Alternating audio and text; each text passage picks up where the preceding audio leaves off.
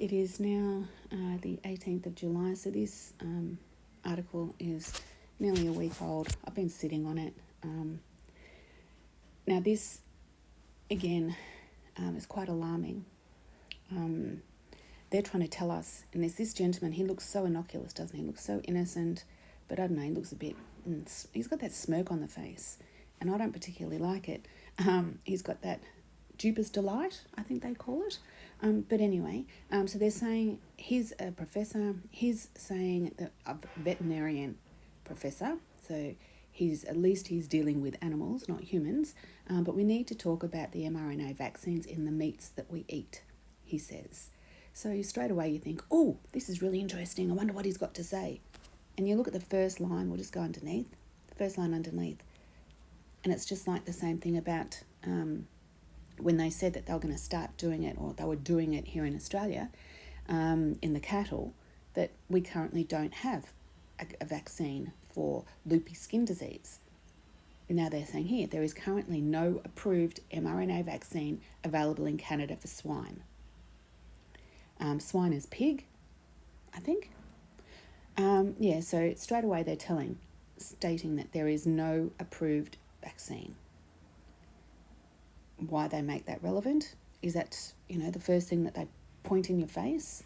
So straight away you read that and they go, oh, alarming, don't be concerned because they haven't got anything with mRNA in it. And we know that that's a load of porky pies. And I don't mean that as a joke. But anyway, and he's from Ontario. So basically he's saying here, the use of mRNA vaccines in livestock that we eat is limited. But I thought he said that there wasn't any up above. So straight away they're contradicting themselves. So straight away when they do that, you've got to have your alarm bells and your triggers, because that's just showing that they're not being honest and upfront. They're not being transparent at all. But anyway, and he's saying, but this could change in the future, and we need to talk about about it now for the sake of public transparency. Well, there is no transparency. You've already shown that to us, that you're full of porky pies.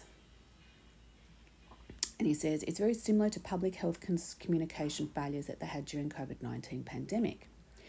Part of the fact was that we were very limited amounts of information was shared with the public. And yes, that's true, because the information they gave us was rubbish, it was incorrect, it was unfounded, and it was full of flaws, because it was lies. And it says, so now it's a good time to think about it, just to make sure that the public understands that this is not an issue. It's just a vaccine like any other vaccine. It is nothing like that at all, sir. So he's saying here, vaccines have been used in animals as far back as 1879, which is fine, but they were not mRNA technology where it's changing, slicing and dicing, and I will use that terminology freely and openly, because that's exactly what they're doing with DNA. Whether it's for a plant, a seed, or whether it's for an animal, a breed of a specific animal perhaps, or a human being to try to get rid of some genetic defect that might be, or possibly into an unborn baby, into a fetus. As to whether that's morally or ethically correct, that's not up for me to tell you. You have to make that decision yourself. But the fact that they're doing this to animals that have no right, they have no opportunity to say no. They are innocent victims. They're just going to be jabbed, and there's nothing that anyone can do about it.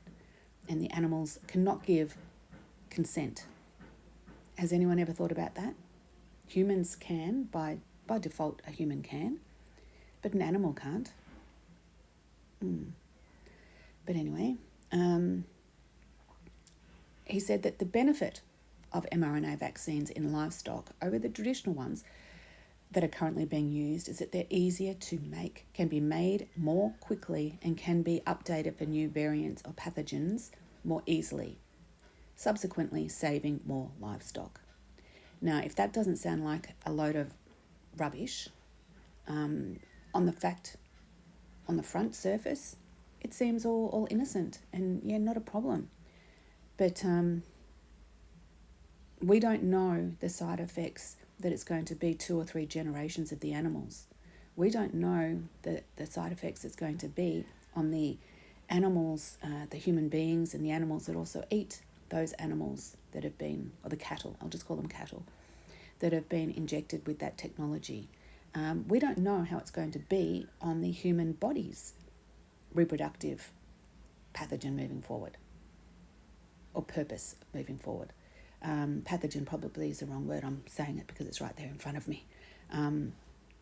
So yeah, I just think this is quite alarming that they're so nonchalant and so dismissive of anyone's concerns. But anyway, he worries that fears and disinformation about COVID-19 mRNA vaccine might be conflated with the mRNA technology. Well, why is it then that the people that were doing a cancer mRNA technology have had to halt? The CDC in America has halted their trials. Why is it that most people that have had it might go into remission, but then all of a sudden the cancer comes back and it's worse? Why is it that it's not being sprouted and shown? And why are these people that have taken this technology now all of a sudden getting, this is the human beings, that are all of a sudden becoming very, very sick and suddenly dying? Why can he be so dismissive when it comes to animals? Because you can't really identify an animal. They might have a tattoo or a little tag on their ear, but at the end of the day, you can replicate that and you can mimic that and copy that in another animal and falsify a study. Where when it comes to a human being that has vocabulary and has, a memory and a way to articulate who they are, to identify themselves, it makes it a bit harder, doesn't it? So the way that they're using animals, and the fact that, we know in the Pfizer trials that all the animals passed away, or majority of them did, and it's quite horrific. When you actually look at the mRNA technology that they were using on one of the videos that I posted, that the animals died, and then they had to cull them all. And this is back 10 years ago, when they were using their technology on cattle. And they had to go and cull all of the animals because they were deformed. I don't know what to say. But anyway, it says, I'm not going to worry about the academia needs to nip this in the bud and make sure that there is no myth around mRNA vaccine for livestock. No myth. Myth is, if you say the word myth, it seems to me that it's imaginary. It's made up. So even the technology, the wording that they're using, the vocabulary that they're using is trying to make it so dismissive that it's all deception and lies and people's imagination playing havoc on them. But anyway, there haven't been studies on the side effects of human-being animals that have been vaccinated with an mRNA. There's no evidence to show that there would be any. Wow. Can you see that? Can you see that right in front of us? There haven't been studies on the side effects of human beings eating animals that have been vaccinated with an mRNA vaccine, Sharif said. But there's no evidence to show that there would be any.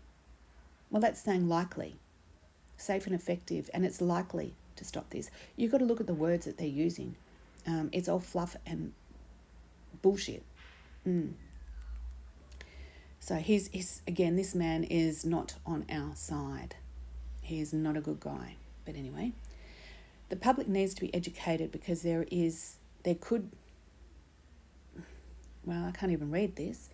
The public need to be educated because there's the fear factor that could be introduced in the process because of dissemination or misinformation, and as a result of the public would be disinformed and misinformed, he said. What a load of rubbish.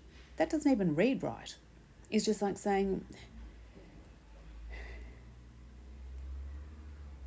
the sky was green, but it could be blue, so don't listen to people that say the sky is blue and it could be green.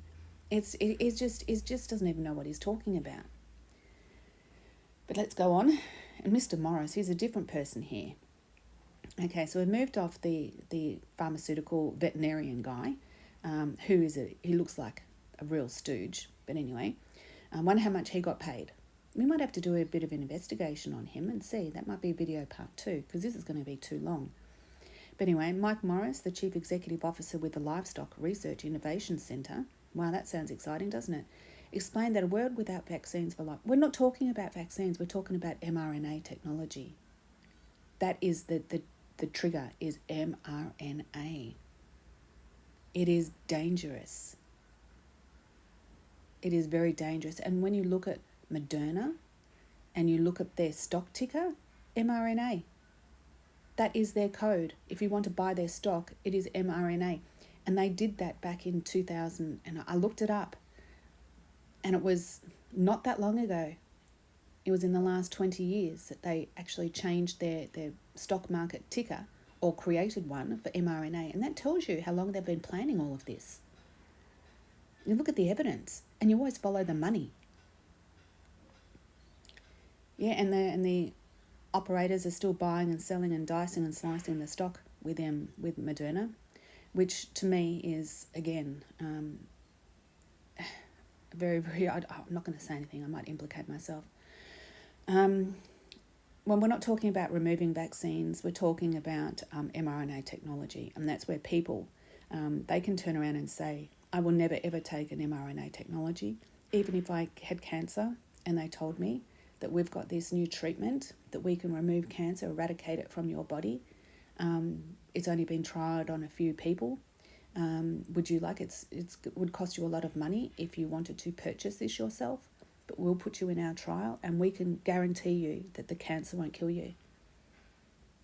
And if you look at all these movies where people have been cured of something and they make a deal with the devil basically, and you don't end up dying of cancer, you'll die of something else.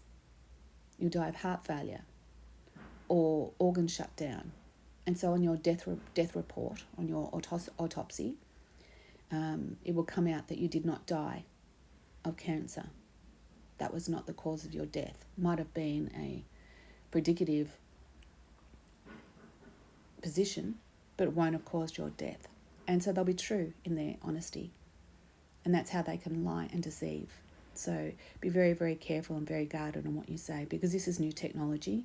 I'm hoping that I'm wrong, but my gut is telling me that this stuff is so dangerous that, people are banning it in crops, any genetically modified crops are detrimental to the plant, they're detrimental to the animal, and they're detrimental to the human being. It's flawed, it's a copy, it's a replica, it's not real. It's synthetic. Even though it's a genuine product, it's a synthetic process. And anything that's synthetic is dangerous to human health. But anyway, I'm going to leave it here. I'll add this video, this link down below. I think there's probably a few more I can add, so check them out yourself. So please look after your animals, look after your family, look after your friends, and take care. Be kind and generous. Everyone, I'm telling everyone in the shops today, everyone uses the C word, and it's not in a positive way, and people look at me strangely and they think I'm meaning something very vulgar, but I'm not. And I say, well, people are happy to give out criticism, but they never give out compliments. So I'm going to start giving out compliments to people. You need to be worthy to have a compliment. You don't just throw them out willy-nilly, because then they lose their validity. And people need to be validated. But yeah, so start giving out compliments instead of criticism to people. And, give out smiles. They're free. They're like boomerangs. They do come back. But anyway, take care. Godspeed to all. Godspeed.